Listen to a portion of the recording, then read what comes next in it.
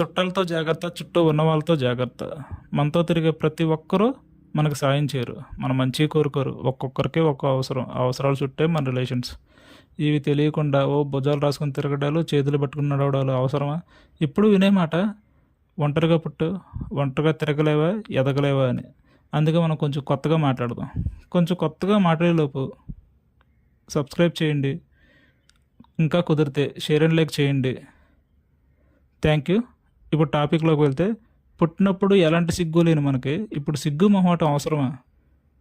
నీ గురించి నువ్వు ఏడవలేవు, కానీ పక్కనున్న వాడి గురించి ఆత్రం ఎక్కువ. ముందు నువ్వు సరిగ్గా ఏడు, తర్వాత పక్కన గురించి చూడొచ్చు.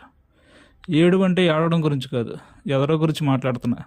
ఖాళీ జేబు, సాయం చేసే మనిషి తోడు లేనప్పుడు మనకు తెలుస్తుంది మన చుట్టూ ఉన్న రిలేషన్స్ ఎంత ఫేకా అని.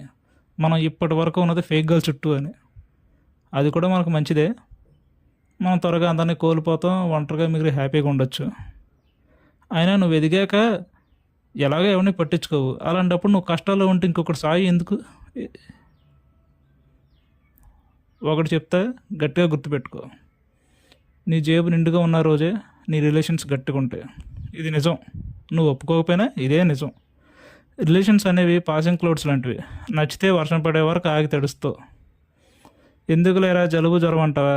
ప్రశాంతం గొడుగేసుకుని బయటకు వెళ్ళి, డబ్బు ఉంటే చికెన్ పకోడీ తిను, డబ్బు లేకపోతే పక్కనే మిర్చి బజ్జీ తిను. ఆ పాసింగ్ క్లౌడ్స్ని చూడు దూరం నుంచి.